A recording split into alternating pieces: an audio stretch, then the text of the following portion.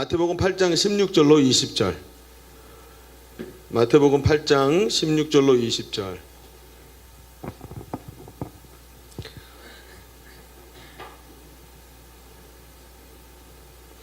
자, 한 절씩 우리 교독하겠습니다. 저물매 사람들이 귀신 들린 자를 많이 데리고 예수께 오거늘 예수께서 말씀으로 귀신을 쫓아내시고 병든 자들을 다 고치시니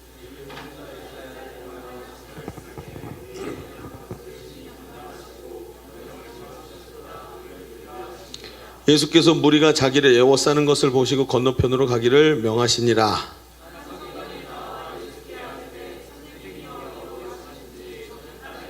함께 봅니다. 예수께서 이르시되 여우도 굴이 있고 공중의 새도 거처가 있으되 인자는 머리 둘 곳이 없더라 하시니라. 아멘. 여러분, 사람은 만남이라는 게 굉장히 중요하죠. 인생의 가장 결정적인 이 변화를 주는 것들이 대부분 만남에서 나오지 않아요? 부모님과의 만남, 이런 만남은 우리가 선택할 수 없지만 가장 중요한 만남이 되겠죠. 또 형제와의 만남, 또 친구, 선생님, 멘토, 동료, 이런 만남들을 통해서 사람의 인생의 큰 변화를 경험하게 되죠. 그리고 이런 만남으로 인해서 결정적인 방향 전환이 일어나기도 해요. 그런데 세상에서 수많은 사람들 중에 우리 일생에서 가장 크고 가장 중요한 만남이 있다면 단연코 우리 주 예수 그리스도와의 만남이라고 할 수 있습니다. 여러분, 아멘입니까? 그래서 예수님 만난 사람들의 변화가 역사상 어느 누구와의 어떤 만남보다도 가장 큰 변화를 일으켜 왔던 것이 역사도 증명하고 우리 개인의 역사도 그걸 증명하기 때문에 그렇죠. 여러분, 이 만남을 경험한 사람들은 모두 다 인생의 중대한 변화를 일으켰고 자신뿐 아니라 다른 사람에게까지 큰 영향력을 미치게 됩니다. 근데 이런 중대한 만남이 그리스도인들에게 있지만 이 만남을 정말 아름답고 중대한 만남으로 승화시키지 못하는 사람들도 많이 있는 것 같아요. 여러분, 예수를 만나도 여전히 변화되지 않고 인생의 여러 가지 문제들과 세상의 염려와 근심에 사로잡혀 살아가는 사람들이 교회 안팎엔 정말 많죠. 내가 예수를 믿음에도 불구하고 교회에 나오지만 여전히 돈이나 명예나 세상 권세들의 헛된 것에 잠깐 있다가 없어질 것에 배워서 하나님과의 교제는 아예 접어놓고 세상 것을 얻기 위해서 자신의 인생을 모두 쓰는 사람들도 있어요. 그 분명히 만남은 좋았는데 그 만남으로 인해서 일어나고 있는 사건들이 오히려 더 아름답게 승화되지 못하는 사람들, 또 예수를 만나서 분명히 변화가 일어났다고 생각을 했는데 그게 한순간이더라는 거죠. 지속적인 변화가 되지 못하고 한때 변화가 일어났고 지금은 다시 예전의 모습으로 돌아가는 사람들도 많이 있는 것을 봐요. 여러분, 세상을 살면서 세상 사람들이 있잖아요. 대통령을 한번 만나는 것도 엄청나는 거죠. 만약에 지금 우리 한국의 대통령이 저를 보고 강승식 목사님 청와대로 잠깐만 와주십시오, 드릴 얘기가 있습니다, 이렇게 말했다고 생각해 봅시다. 어떤 일이 벌어질까요? 그렇죠. 어마어마한 일이 아마 일어날 거예요. 극단적으로 안 좋으면 제가 감옥에 가는 거고요. 극단적으로 좋으면 아주 엄청난 일이 나겠죠. 무언가 중요한 일이 있기 때문에 대통령이 부른 거고, 대통령이 사람을 불렀을 때 그를 만나고 나면 그 뒤에 나오는 변화가 엄청날 거란 말이에요. 그런데 여러분, 온 세상의 창조주이시고 지금도 세상 만물에게 질서를 부여하고 계시는 하나님을 만나고 그분의 은혜를 입고도 하나님 앞에서 이런 만남을 경험하고도 하나님 앞에 아름다운 삶으로 승화하지 못한다면 얼마나 안타까운 일일까요? 여러분, 당신은 지금 이 만남을 중요한 만남으로 스스로 만들어가고 있습니까? 예수로 인해서 당신의 삶이 변화되고 있습니까? 오늘 간증자의 모습을 보니까 간증자의 간증 내용들을 들어보면 이 간증으로 인해서 자신의 변화를 이야기합니다. 물론 갑자기 하늘에서 번개가 떨어지고 갑자기 질병에서 낫고 이런 어마어마한 역사가 아니라 할지라도 계속해서 이 삶을 하나님 앞에서 그 만남을 가지고 아름답게 변화를 만들어가고 있는 모습이 나타나잖아요. 여러분, 오늘 우리는 주님과 만남을 가진 사람들이에요. 이 만남을 하나님께서 기뻐하시고 아름다운 모습으로 승화시켜야 한다는 것입니다. 오늘 여러분은 이 말씀을 우리 같이 한번 이 말씀을 같이 나누면서 주님을 만나고 그 만남을 중요한 만남으로 만들어 갈 수 있는 그런 귀한 삶이 되기를 바랍니다. 자, 그래서 말씀을 그렇게 준비해 가지고 온 거예요. 자, 우리 주보 3면 앞에서 주보 3면의 내용들을 같이 좀 보면서 갑시다. 오늘 말씀의 제목은 만남과 동행이죠. 만남과 동행. 오늘 두 가지 얘기를 할 텐데요. 우리가 첫 번째 대지에서 이런 내용을 살펴봅시다. 주님과 만남을 원한다면 상한 심령으로 나오면 됩니다. 이제 만남에 대한 얘기를 할 거예요. 만남. 주님과의 만남을 원한다면 상한 심령으로 오면 되는 거예요. 자, 봅시다. 여러분, 본문은, 우리가 읽은 본문은 예수님의 공생의 사역의 초반에 나타난 사건이죠. 산상수훈을 통해서 예수님이 소위 우리가 말하는 스타덤에 오르시게 돼요. 예수님의 가르치심은 어마어마했어요. 그 시대 다른 서기관들이나 율법학자들하고는 완전히 다르게 복음의 진수, 하나님 말씀의 깊은 곳을 이렇게 아우르시는 주님의 가르치심은 예수님을 그 시대 이 이스라엘 땅에서 가장 강력한 이 말씀을 전하는 사람으로 스타덤에 오르게 만들었죠. 예수님의 소문이 퍼지자 수많은 사람들이 예수님께로 나왔어요. 그런데 오늘 본문에 보면 그 예수님께 나온 사람들을 보면 두 종류의 사람이 분명히 있다는 것을 알게 돼요. 그 두 종류의 사람이 어떤 사람이냐? 그 두 종류 중 한 부류는 자기 인생의 문제를 해결받기 위해 온 사람이에요. 어떤 사람은 질병, 어떤 사람은 귀신 들림, 어떤 사람은 몸의 장애, 이런 것들을 가지고 예수님께 와서 예수님께 해결받기 원해서 온 사람들이 있었다는 거예요. 또 한 부류의 사람이 있죠. 또 한 부류의 사람은 예수님을 따르려고 예수님의 말씀을 듣고 예수님께 마음을 드리고 예수님을 따르기 원하는 사람들이 예수님께 찾아났어요. 오늘 말씀에 보니까 주님 어디로 가든지 내가 당신을 쫓으리이다 하는 사람이 나타났다는 것이죠. 그래서 성경을 보면 예수님 주변에 항상 예수님을 따르는 사람들과 예수님께 혜택을 입으려는 사람들이 같이 공존하고 있는 것을 보게 되는 거예요. 그런데 우리는 분명히 예수님을 따르려는 사람들의 동기가 더 선하다고 생각을 하는 거죠. 19절에 보니까 한 서기관이 뭐라고 얘기했냐면 어디로 가시든지 저는 따르리이다 하면서 절연한 자세를 보여주는 거예요. 주님의 제자가 되기를 자청한 거죠. 그런데 그들은 예수님의 메시지에 끌렸고 그분과 동행하기를 원했어요. 그러나 예수님의 관심은 오히려 다른 데 있었죠. 여러분, 예수님은 나병 환자, 열병에 걸린 사람, 귀신 들린 사람, 이런 사람들을 만나셨고 그들의 문제를 회복시켜 주시고 치료해 주셨어요. 여러분, 이 사람들이 누굽니까? 예수님이 치료해 준 이 사람들이 누구예요? 자신의 인생의 문제 때문에 예수님이 필요했고 예수님께 해결받기를 원하는 사람들을 예수님이 만나 주셨다는 거예요. 좀 이상하지요? 아이러니하지 않아요? 예수님이 만나준 사람들은 깊은 깨달음을 가지고 예수님의 말씀의 진수를 느껴서 예수님을 따르려고 원했던 사람들을 만나주기보다는 오히려 자기 문제를 해결받기 원했던 사람, 우리말로 하면 기복적 신앙을 가지고 예수님께 뭐 얻을 게 없을까? 이런 마음으로 찾아온 사람을 예수님이 만나주셨다는 거예요. 자, 여기까지 생각을 해보니까 좀 이상하잖아요? 예수님이 만나준 사람들의 모습을 보세요. 자, 오늘 우리가 읽은 말씀의 17절에 왜 예수님이 이렇게 만나주셨는지를 알게 돼요. 얘기를 하고 있어요. 17절 볼까요? 자, 우리 한 목소리 읽어봅시다. 시작. 이는 이사야 선지자를 통하여 하신 말씀에 우리의 연약한 것을 친히 담당하시고 병을 짊어지셨다 함을 이루려 하심이더라 하고 얘기를 해요. 여러분, 예수님이 왜 만나주셨대요? 예수님이 오신 이유가 바로 약한 것을 담당하시고 예수님 스스로 짊어지시기 위해서 오셨다는 거예요. 예수님이 오신 이유가 뭐예요? 저 더러운 것, 여러분 탁자에 우유를 엎질렀어요. 엎질러진 우유를 예수님이 행주처럼 와가지고 쓱 닦아서 그 엎질러진 우유를 행주에 싹 담아가듯이 자기 몸으로 우리의 연약한 것을 싹 감당해 주시기 위해서 오셨다는 거예요. 그러니까 예수님은 자신에게 유익을 주는 사람을 찾으신 것이 아니라 예수님 자신에게 유익을 얻기 원하는 사람들을 찾으셨다는 거예요. 이게 오늘 중요한 얘기죠. 마태복음 20장 28절에는 이 얘기가 나와요. 뭐라고요? 인자가 온 것은 섬김을 받으려 함이 아니라 어떻게 해요? 도리어 섬기려 하고 자기 목숨을 많은 사람의 대속물로 주기 위해 오셨다. 이것이 예수님이 오신 목적이래요.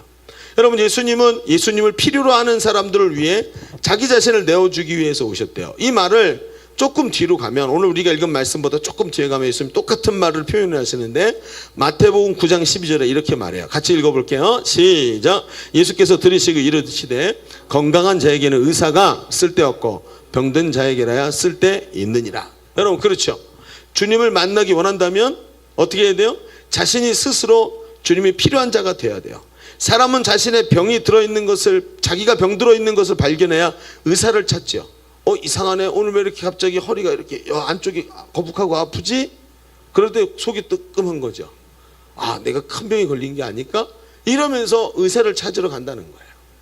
여러분, 자기에게 뭔가 문제가 있구나 느낀 사람이 예수님을 찾아온다는 거예요. 사람은 자신이 상한 심령이 되어야 내 심령에 문제가 있다는 것을 깨달아야지 의에 줄이고 목마른 자가 되어야 스스로 주님을 찾아 나온다는 거예요. 그러나 여러분, 많은 사람들이 자기 자신에게 예수님이 필요하다는 것을 잘 몰라요. 왜 그래요? 마귀는요, 이 만남이 성사되지 못하게 하려고 온갖 계력을 다 써요. 여러분, 지금 우리는 만남에 대한 이야기를 하고 있어요. 여러분, 어떻게 합니까? 마귀는요, 정욕과 욕망으로 사람을 사로잡아 자신의 통증과 아픔이 느껴지지 않도록 하는 거예요.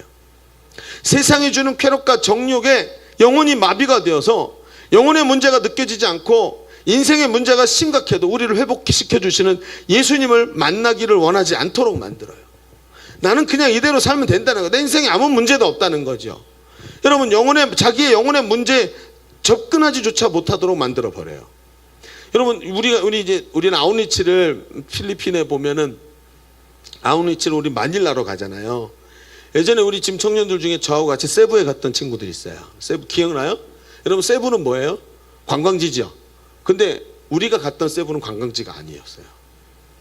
그 관광지는요, 세부섬 바깥 해안선 쪽에 있었고요. 우리는 세부에서 그 막탄섬이라는 그 섬에 한 가운데로 들어갔어요. 들어가니까 사람 사는 동네가 나오는 거예요. 여러분, 해안에 막 이렇게 절경이고 막 느낌 좋고 바다가 이렇게 쫙 펼쳐져서 막 쪽빛 바다가 있는 데는요, 다 비싼 땅이죠.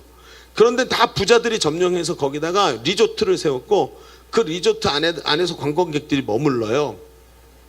근데 그 관광객들이 머무르는 리조트에서 좀 벗어나서 안쪽으로 들어가면 사람들이 사는 땅이 나오죠. 그런데 그 땅에 어떤 데를 우리가 갔냐면 쓰레기 마을이라는 데를 갔어요. 근데 그 쓰레기 마을이 왜 존재하는지 우리 몰랐거든요. 가보니까 이 사람들이 너무 가난하고 그래가지고 있을 데가 없는 거예요. 땅이 없는 거예요. 땅을 돈 주고 사서 집을 짓고 집 위에서 하고 이렇게 할 수 있는 힘이 없는 거죠. 렌트비조차도 없는 거예요. 그래서 사람들이 주로 가는 데가 어디냐면 난지도 쓰레기를 산으로 쌓아놓은 그 위에 가서 살거나 아니면 저기 있잖아요. 그 해안선에 보면 아주 그 공장 짓고 막 그래갖고 중간에 막 공장들 사이에 보면 폐수 나오는 그런 데 이렇게 둔턱이 있잖아요. 거기다가 길하고 물 사이에다가 나무로 다리를 꽂아갖고 그 위에다가 공중에 떠 있는 집을 짓는 거예요. 그래가지고 땅하고 관계없이 땅 위에서 둥둥 떠서 사니까 이 소유권 주장이 안 되는 거예요. 그런데 가서 집을 짓고 마을을 짓고 사는 거예요. 근데 쓰레기 마을에 갔는데 아이들이요, 막 얼마나 많은지 바글바글 벌써 뛰어다니고 놀아요. 그 쓰레기들 사이에서. 근데 그 선교사님이 그러시는 거예요. 이 아이들 중에 많은 아이들이 부모가 누군지도 모른대요. 아버지를 모른다, 이게 아니라 부모 자체가 누군지를 모른다는 거예요. 아이들이 태어나면서부터 부모가 없어가지고 버려졌는데 그 버린 거 죽게 할 수 없으니까 날씨도 따뜻하니까 그냥 데려다가 아이들하고 같이 재운 거예요. 그러다 보니까 아이들이 한 방에서 수십 명씩 막 그냥 자고, 그리고 막 3-4살 아이들이 그냥 돌아다니는데 뭐 이렇게 물자가 부족하잖아요. 그러니까 옷을 안 입히고 위에 러닝 셔츠 같은 거만 하나 입혀갖고 다니는 거예요. 근데 애들이 배가 이만해요. 그 4살, 5살짜리 애들 배가 이만해요. 왜 그런지 아세요? 맨바닥에 철썩철썩하니까 기생충이 다 들어간 거예요. 항문을 통해 들어가고요. 여자애들은 있잖아요, 생식기 안에 기생충이 차가지고 배가 이만큼 올라오는 거예요. 제가 보면서 너무 충격적인 거예요.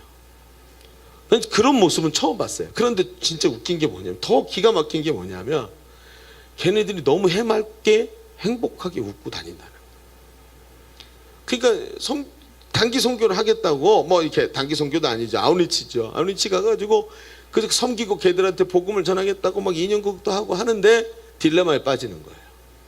그러니까 우리보다 더 행복해 보이는 거예요. 여러분, 그게 뭐예요? 그게 지금 마비예요. 마비. 사람이 자기 통증과 아픔을 못 느끼게 하는 거예요.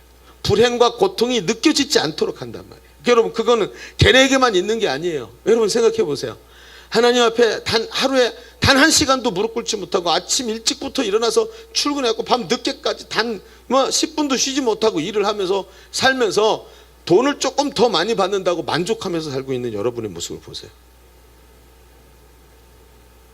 남들보다 돈을 조금 더 받아서, 남들보다 연금이 조금 많이 쌓여서, 남들보다 보너스가 조금 더 나온다고 오늘 쉬지도 못하고 열심히 일하면서 막 하나님과는 딱 담싸우면서 살아가고 있는 우리 자신을 보세요.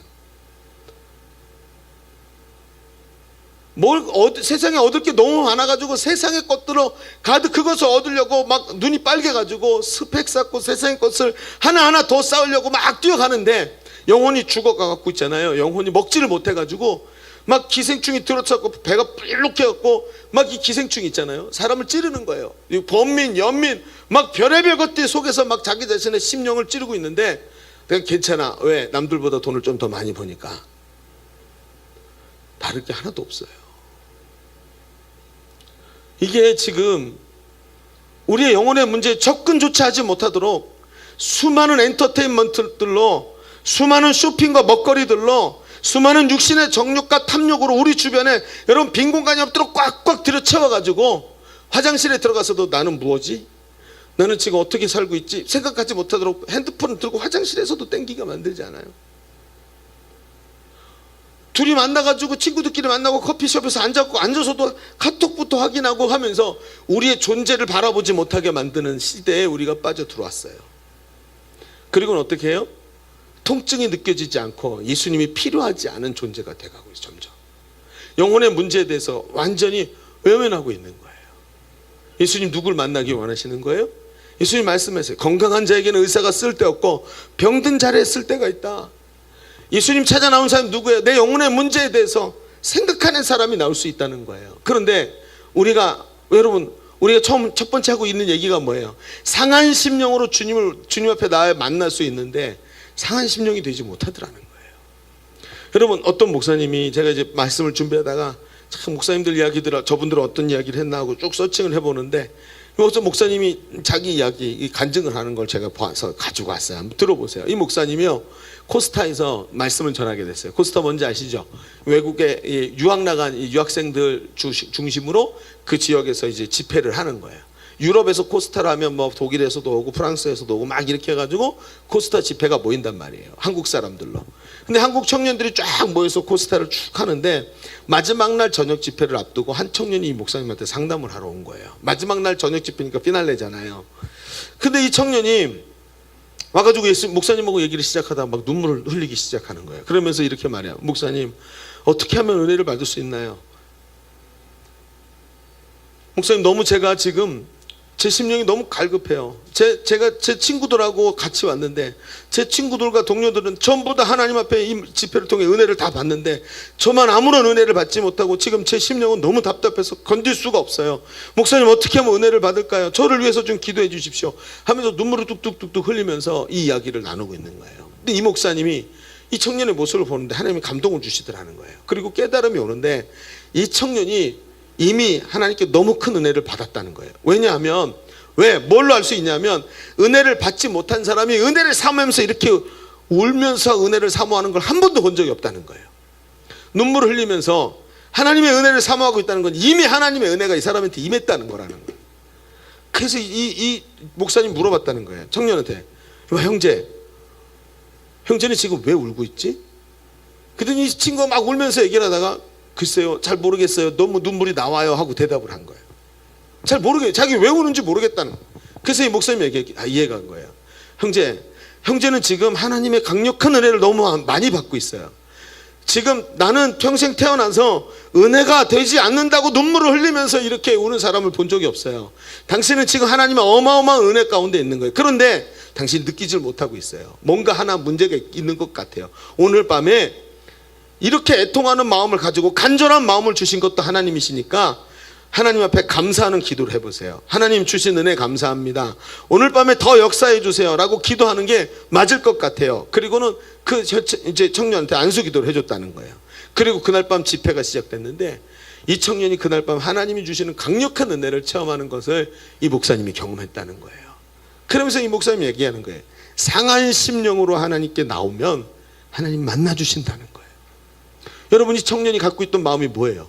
왜 눈물이 흘러졌죠? 자기 영혼의 문제 때문에 하나님 앞에 나가고 싶고 예수님의 은혜를 받고 싶고 주님의 도우심을 만지심을 체험하고 싶은 상한 심령이었다는 거예요. 이게 느껴지니까 하나님 앞에 눈물을 쏟을 수밖에 없었다는 거죠. 염치고 체면이고 다 내려놓고 울면서 하나님께 나올 수밖에 없었던 거예요. 여러분, 어린아이 같이 주님을 구하면 우리 주님은 반드시 그 사람을 만나 주시는 줄로 믿습니다. 오늘도 여러분 영혼의 문제가, 지금 당신의 영혼의 문제가 느껴집니까? 주님을 향한 갈망이 일어나고 있습니까? 먼저 무언가 내 내면에 문제가 있다고 생각됩니까? 그럼 여러분 확신합니다. 이미 주님이 여러분 안에서 일하고 계신 증거인 줄로 믿습니다.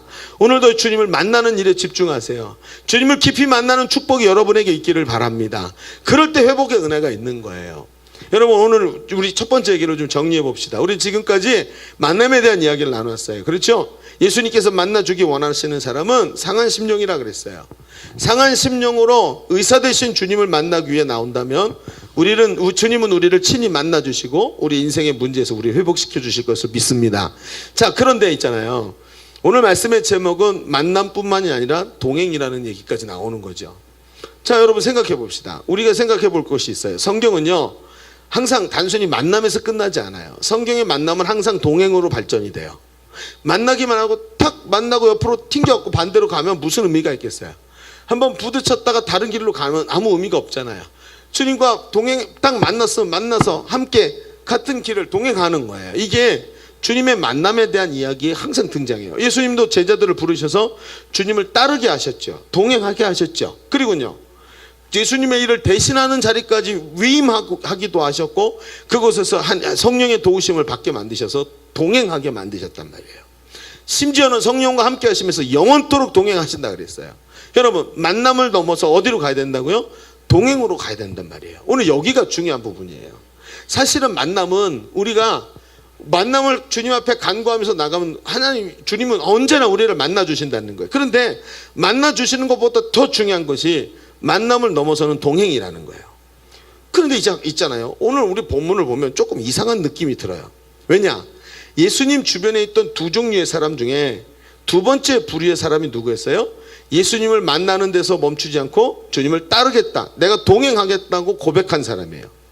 여러분, 실로 그들은 예수님이 어디로 가시든지, 예수님이 가시는 것이 배를 타고 호수 건너편에 가면 호수 건너편에 이미 먼저 와서 기다리고 있었고, 그렇죠? 여러분, 복음서에 그런 장면이 많이 있죠? 밤 늦게까지 기다려서 예수님이 말씀하시는 걸 다 듣고 오병이어의 기적도 체험했어요. 이들은 예수님이 가시는 곳이면 어디든 따라가는 사람들도 있었다는 거예요. 그런데 본문에 오늘 예수님의 반응은 어때요? 이런 사람들을 향해서 예수님의 반응은 시큰둥한 거예요. 여러분, 20절을 보세요. 예수님, 내가 당신이 어디로 가든지 당신을 따르겠습니다. 그랬더니 예수님께서 이렇게 말하죠.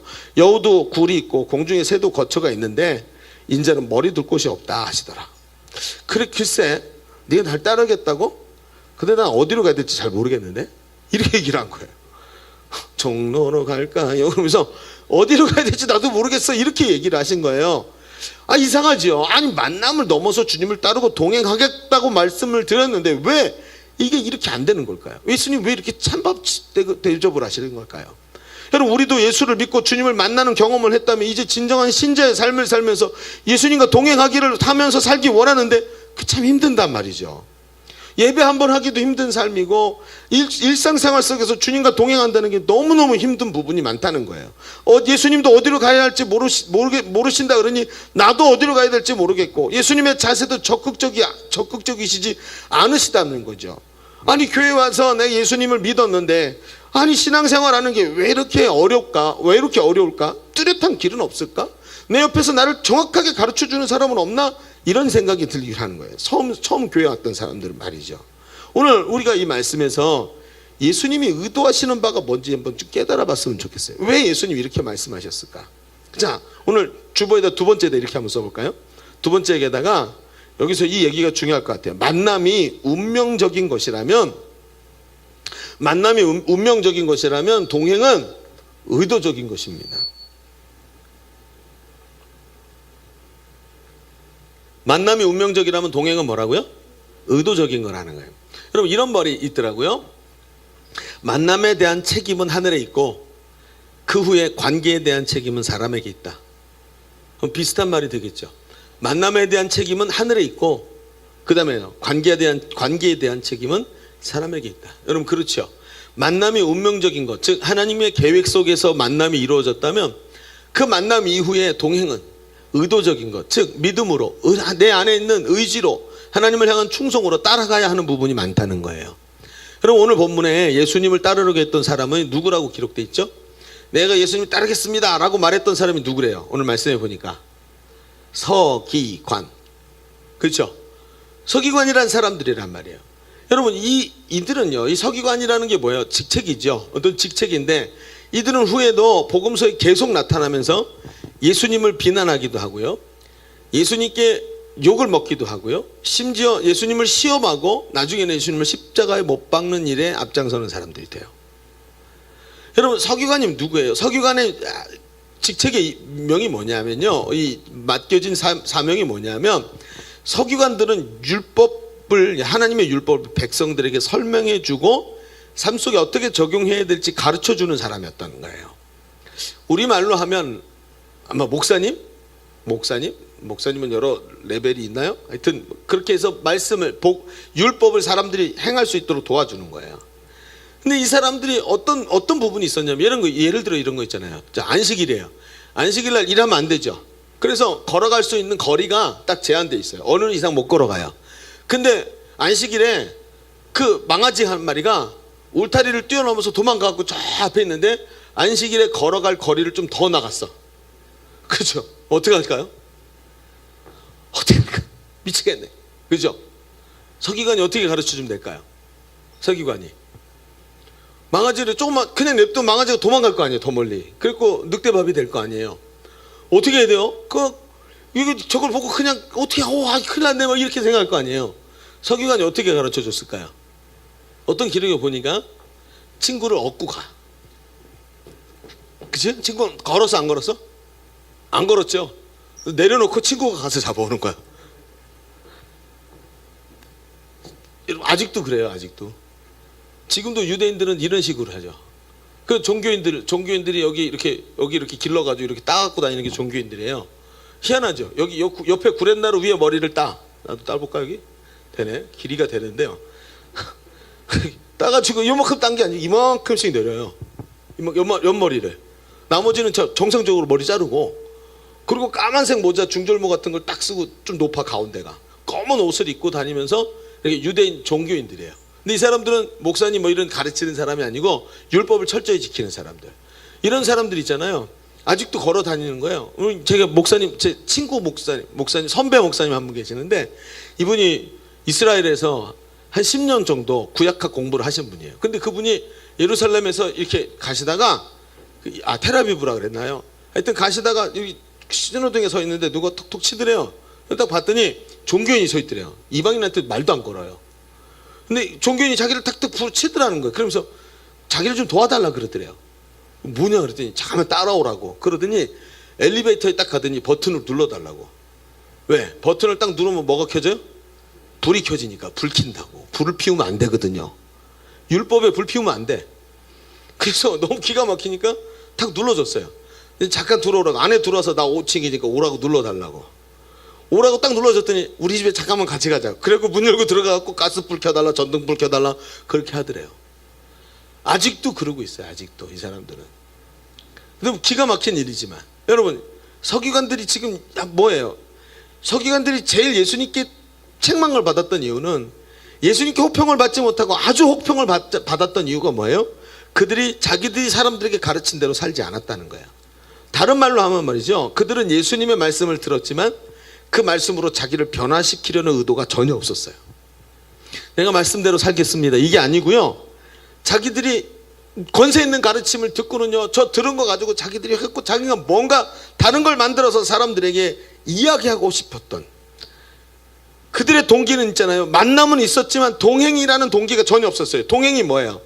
동행은 만남을 넘어서 동행으로 가야 되는데, 만남이 내 만족이라는 담장을 넘지 못하면 동행할 수가 없지 않아요? 만남은 뭐예요? 나 고침받고, 나 잘되고, 나 은혜 받는 게 만남이라면, 동행은 뭐죠? 내 만족이라는 이 담장을 넘어가야 동행이 되는 거예요.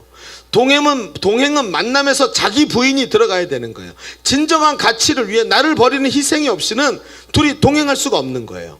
여러분, 김제동이 아시죠? 김제동이가 자기 어록을 갖고 있을 만큼 이런 얘기들을 잘 하잖아요. 근데 김제동이가 했던 말 중에 이런 말이 있어요. 사랑을 했다면, 앞을 보고요, 했다면, 과거죠.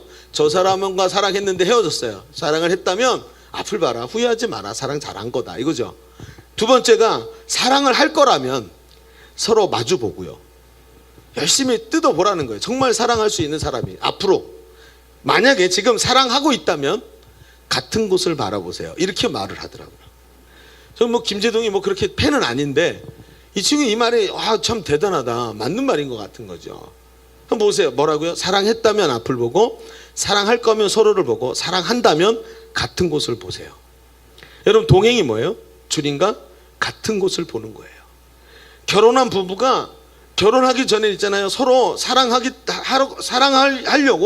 서로를 보았다면, 저 사람 내가 마음에 드는 부분이 있어, 내가 찾던 그 사람이야 라고 서로를 봤다면, 부부가 된다면 있잖아요, 같은 곳을 바라보는 거예요. 그래서 이게 중요한 거예요.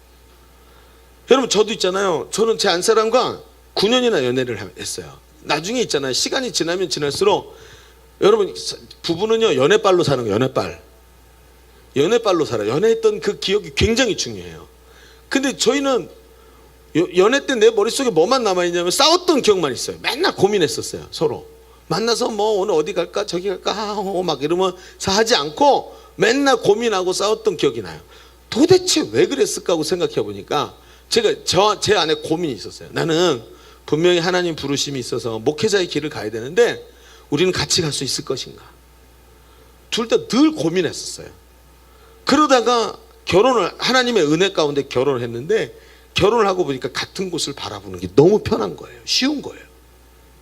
그러니까 있잖아요, 그 다음에 둘이 뭐 개인의 문제 때문에 싸우는 건 없어요. 전혀. 뭐 그냥 애들 문제, 뭐 교회 문제, 그래서 맨날 싸우긴 해요. 개인의 문제 갖고는 안 싸워. 서로 뭐 당신이 내 마음에 안 들어 뭐 이런 건 아니고, 애들 문제 그렇게밖에 못해요? 막 이러면서 이렇게 자기 맨날 싸우긴 하는데, 그렇죠. 부부는 연애빨로 산다는 말이 맞아요. 여러분, 우리가 잘 못하는 자리가 여기에요. 이 부분이 굉장히 안 돼. 뭐예요? 주님을 만나고 은혜를 누리고 회복을 누렸는데 동행할 준비가 안 됐어.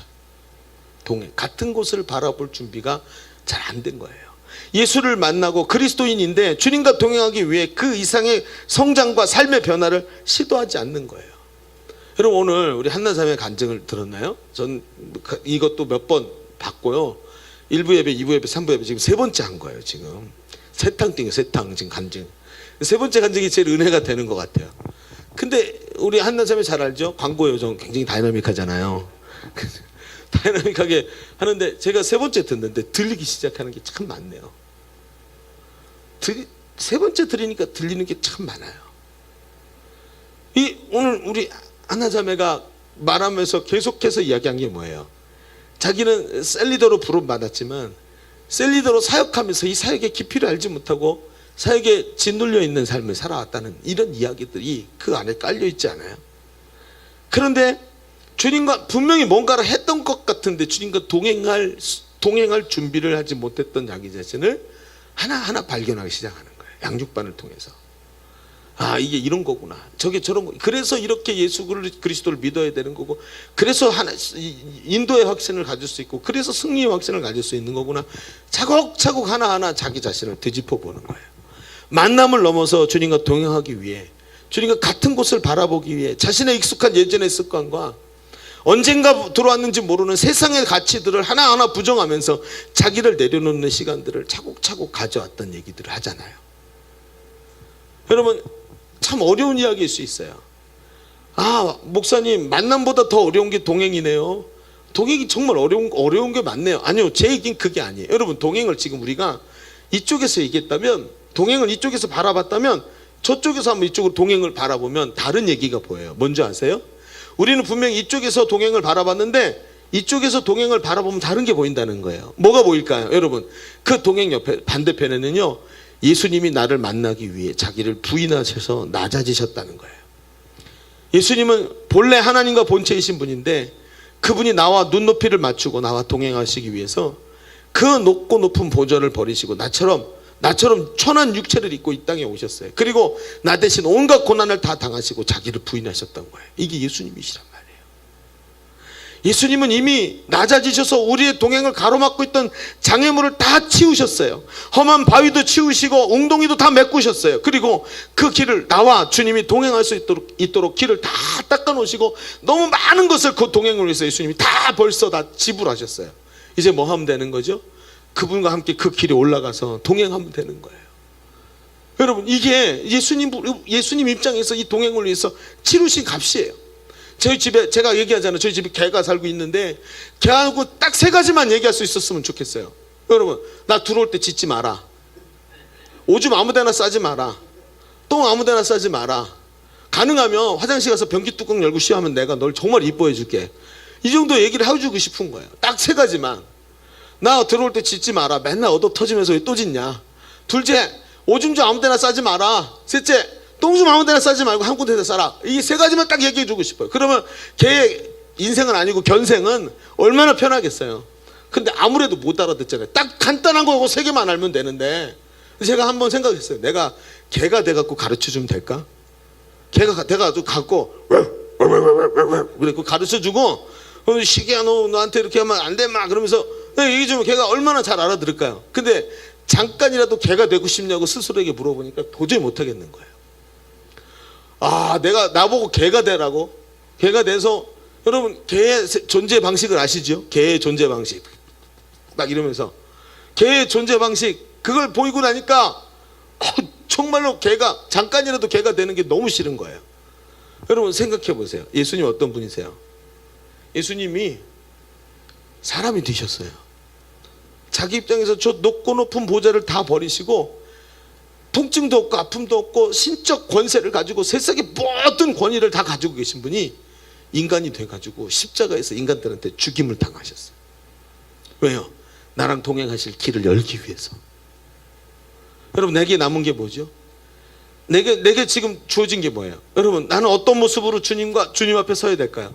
그 큰 사랑 앞에 내 부족함과 연약함을 인정하고 예수 그리스도께 내 인생의 운전대를 온전히 내어드리면서 주님, 내가 주님이 가신 길을 같이 가겠습니다. 내 인생을 주님께 손전해 주십시오 하고 드려야 되는 거 아니에요? 그런데 내 인생을 내가 운전하니까 주님이 가시는 길과 다른 곳으로 가잖아요. 주님은 이리 가시는데 난 이리 가잖아. 내 멋대로 내 인생을 움직이면서 가던 이 길을 주님께 맡겨드려서 주님이 내 인생을 함께 운전해 가시도록 해드리는 이 동행을 위한 내어드림, 운전대를 내어드림이 필요한 거 아닐까요? 여러분 누가복음 15장 17절에 보면 탕자의 비유가 나와요. 탕자가 뭐라 그럽니까? 이에 스스로 돌이켜 이르되 내 아버지에게는 양식이 풍족한 품꾼이 얼마나 많은가. 나는 여기서 줄여 죽는구나. 여기까지 누구나 할 수 있어요. 그렇지 않아요? 자기는 지금 허랑방탕하고 돈 다 쓰고 자기에게 있던 친구들 다 떠나가고 먹을 게 없어갖고 주염 열매도 먹을 게 없어갖고 굶어 죽게 생겼어요. 근데 머릿속에 뭐가 떠올라요? 우리 아버지 집의 품꾼들은, 종놈들은 그래도 그들은 거기 앉았고 배가 터지게 먹는데 난 여기서 굶어 죽는구나. 이 생각은 아무나 할 수 있다는 거예요. 그런데 그 뒤에 생각이 중요해요. 뭐라고요? 내가 일어나서 아버지께 가서 이르기를 내가 하늘과 아버지께 죄를 지었사오니 지금부터는 아버지의 아들이라 일컬음을 감당치 못하겠나이다. 나를 품꾼의 하나로 보소서 하리라 하고. 뭐라고요? 내가 아버지 이제 나는 아들도 아니에요. 그냥 아버지의 종놈으로 여기 아버지 옆에서 그냥 먹고 살면 안 될까요? 저를 좀 받아주세요. 이젠 저는 아들도 아니에요. 그냥 종이라고 생각해 주세요. 이게 뭐예요? 운전대를 아버지에게 예수 그리스도께 이양하는 거예요. 주님이 나를 위해 얼마나 많은 걸 희생하셨는지 알기 때문에 여기서 결정을 하는 거예요. 이제는 아들이 아니라 품꾼으로라도 받아주십시오 하고 자기 상한 심령을 가지고 주님 앞에 나가 주님 앞에 운전대를 탁 드리는 거예요. 이게 의도적인 거라는 거예요. 이게 오늘 우리에게 요구되는 동행을 위한 우리에게 요구되는 겸허라는 거예요. 그런데 여러분 기가 막힌 게 뭐예요? 아버지가 어떻게 하세요? 아들이 돌아왔더니 품꾼이 아니라 아들로 맞아주시더라는 거예요. 오늘 우리 하나님께서 우리에게 하고 싶으신 일이 이거예요. 이게 바로 동행이에요. 이게 운전대를 하나님께 올려드리는 삶이에요. 여러분 1990년도에 노벨 평화상 후보에 올렸던 엘리나라는 여자분이 있어요. 엘리나 이름 어디서 많이 들어본 것 같아요? 들어본 적 있나요? 엘리나? 1990년도인데 그분의 별명이 뭐냐면 노인의 어머니예요. 뭐 고아의 아버지 이런 말은 들어봤는데 노인의 어머니라는 말을 들어봤나요? 왜냐하면 이 사람이 있잖아요. 이 엘리나라는 분이 세계에서 가장 크고 가장 저기가 그 시스템이 잘 돼 있는 양로원을 만들었어요. 그래가지고 수많은 노인들이 이분을 통해서 안식을 찾고 여기서 많은 사람들에게 이분의 희생이 감명을 준 거예요. 이 사람 그래서 나중에 노벨상 후보에까지 올랐어요. 근데 이분이 누구였냐면 이 엘리나라는 분이 원래 하나님께 헌신을 하고 중국에 가서 선교하기로 마음을 먹은 선교사였어요. 그래서 힘써서 중국 선교사로 일을 하려고 했는데 선교사로 가서 일을 하려고 하다가 폐결핵이 걸리고 말아요. 그래가지고 불결한 환경 속에서 폐결핵에 걸려가지고 각혈, 피를 토하는 거예요. 기침을 하고 피를 팍팍 토해내는 거죠. 그러니까 몸이 말라가고 거의 죽음 코앞에 가게 된 거예요. 여러분 사람들이 만약에 이런 자리에 가면 어떻게 말하죠? 하나님 어째서 내게 이런 병을 주셨습니까? 내가 지금 하나님 앞에 선교하려고 왔는데 이러실 수가 있습니까? 이렇게 말하겠죠. 근데 이 엘리나라는 분이 뭐라고 기도했냐면 하나님 지금 하나님 저한테 무엇을 원하시는지 알게 해주십시오. 분명히 제가 여기 분명히 하나님의 부르심을 따라서 왔는데 이렇게 하시는 건 하나님이 분명히 내 옆에서 나와 동행하고 계시는데 하나님의 의지가 있는 줄로 믿습니다. 하나님의 의지를 제가 알게 해주십시오 하고 기도를 했어요. 그러고 나서 이분이 어떻게 됐냐면 어떻게 돼가지고 고향으로 돌아갔어요. 고향에 돌아가서 아버지가 유산으로 물려준 불모지의 땅, 아주 넓은 막 돌짝밭으로 돼 있는 불모지의 땅이 있었는데 이걸 개간해갖고 농사를 짓기 시작했어요. 근데 농사가 성공을 하는 거예요. 점점 잘 돼가는 거예요. 돕는 사람들이 많아지고 농사가 커지면서 돈이 벌리고 하면서 이 돈으로 중국 선교에 돈을 쓰기 시작했어요. 중국 선교사들은 선교비를 많이 보내는 거예요. 자기 대신 하나님의 일을 하라고 막 아낌없이 갔다가 거기다 투자하기 시작하는 거예요. 얼마나 기가 막혀요. 감사한 일이죠. 근데 농사를 열심히 하다가 어느 날 추수할 때 탈곡을 하다가 탈곡기에 손이 끼어 들어갔어요. 그리고 손 마디마디 다 부러져 갖고 손가락 하나도 쓸 수 없게 돼가지고 손을 절단을 했어요. 여기를 손을 절단을 해버렸단 말이에요. 손가락 다 부러져가지고 살려낼 수가 없어가지고. 그럼 여러분 뭐라고 기도할까요? 하나님 원망하지 않을까요? 하나님 내가 이렇게까지 쓰러졌다가 일어나서 하나님 앞에서 이렇게 중국 선교를 위해서 일하려고 애를 쓰는데 어찌해서 이런 일이 벌어지는 겁니까? 라고 해야 되는데 이분이 또 기도를 했어요. 하나님은 지금 내게 무엇을 원하십니까? 하나님 나와 동행하고 계시고 내가 하나님의 뜻을 따르고 있는데 내 손이 이렇게 된 데에는 하나님의 의지가 없이 이렇게 될 리가 없습니다. 하나님 제가 미련해서 못 알아듣겠으니까 하나님 제가 알아들을 수 있도록 하나님의 뜻을 가르쳐 주십시오 하고 겸허하게 기도했어요. 그랬더니 그러군요. 농사를 딱 멈췄어요. 멈추고 나서 빈 땅이잖아요. 빈 땅인데 보니까 수풀이 우거져 있고 옆에요. 쭉 보면서 어떻게 하나님 사람을 연결하셔갖고 그 빈 땅에다가 벌어두었던 많은 돈을 가지고 양로원을 세우기 시작했어요. 노인들을 섬기고 싶은 거예요. 그 마음을 줬고 노인을 섬기면서 양로원을 지어서 노인들을 위로하기 시작했는데 하나님께서 주변에 많은 도움들을 보내주셔서 성공적으로 확장되고 이분 머릿속에 들어있었던 이 노인 시스템, 노인 케어 시스템이 아주 획기적인 노인 케어 시스템으로 양로원이 세계적인 양로원으로 점점 커져갔던 거예요. 그래서 이분에게 뭐가 왔어요? 바로 앞에 말했던 노인의 어머니라는 칭호를 받게 됐다는 거예요. 여러분 이분이요 원망하지 않았어요. 이분이요 주님과 동행한다는 것이 무엇을 뜻하는지를 알았어요. 폐결에 걸려서 각혈하면서 내가 주인이면 내가 내 운전대를 붙잡고 있으면 폐결에 각혈하는 인생 끝난 거 아니에요? 여러분 낭떠러지에서 팍 꺾어갖고 밑으로 떨어져야죠. 그렇지 않아요? 폐결에 각혈하지만 이 운전대가 누구 거예요? 하나님의 거란 말이에요. 이게 뭐예요? 동행이라고요. 동행하면서 나는 모르지만 주님이 운전대를 붙잡고 있는데 내게 지금 손이 망가져서 손이 다 잘라냈는데 이거 허투루 하나님이 그냥 우연히 잘라내게 하셨겠냔 말이에요. 이게 동행이란 말이에요. 동행하고 운전대를 하나님께 드리니까 하나님께서 그 운전대를 붙잡고 인도에 가시면서 하나님의 뜻을 여러 방면으로 이루어 가시지 않아요? 여러분 중에 중국 선교하다가 농사 짓다가 양로원 하는 사람 손 들어보세요. 그것도 대대적으로. 여러분 이게 하나님께서 뭐예요? 운전대를 붙잡고 있기 때문에 되는 거예요. 이게 동행이에요. 동행. 여러분 혹시 만남에서 끝나고 있지 않나요? 여러분 스스로 한번 돌아다 보세요. 만나면서 주님을 만난 것으로 기뻐서 즐거워서 했는데 동행으로 전환을 해야 되잖아요. 같은 곳을 바라봐야 되잖아요. 그런데 동행하지 못하는 자리에 서가지고 있잖아요. 왜 예수님, 왜 지난번처럼 안 해주세요? 왜 지난번처럼 저는 또 치유 안 해주세요? 지난번처럼 지난번만큼 저 힘들어요. 왜 저 위로 안 해주세요? 이러고 서 있는 거 아니에요? 오늘 있잖아요. 홈커밍 데이란 말이에요. 말씀이 여기에 맞춰져 있어요. 왜 여러분 주저앉아요? 왜 신앙생활 하다가 포기하고 낙심자가 될까요? 여러분 만남에서 끝나니까 성숙이 안 되는 거예요. 동행이 돼야지 운전대를 맡겨드리고 주님이 주인 되시는 삶이 되는데, 동행을 위한 요건들을 여러분이 갖추지 아니하고 우리가 이런 식으로 살아가니까 우리의 삶에서 하나님 앞에서 변화무쌍한 삶을 살아가면서 주시는 하나님의 축복과 은혜가 동행 속에서만 느낄 수 있는 것을 경험하지 못하니까 낙심이 오는 거예요. 여러분 오늘 우리 자신을 돌아다 봅시다. 한번 눈을 감아 보세요. 여러분 스스로 한번 바라다 보세요. 상한 심령으로 주님께 나와서 치유받고 회복되었다면 이제 동행으로 나가야 돼요. 동행으로 가야 돼요. 이 운전대를 주님께 맡겨드린 삶이 되어야 돼요. 동행하는 곳에 진정한 승리가 있고 성도의 삶에 형언할 수 없는 기쁨이 있는 줄로 믿습니다. 여러분 오늘 말씀 붙잡고 한번 하나님 앞에 기도합시다. 우리 하나님 주님과 동행하기 원합니다. 동행의 은혜가 일어나게 하여 주시옵시고 운전대를 완전히 하나님께 올려드리게 하여 주옵소서. 우리 같이 한번 주님 부르고 기도합니다. 주여.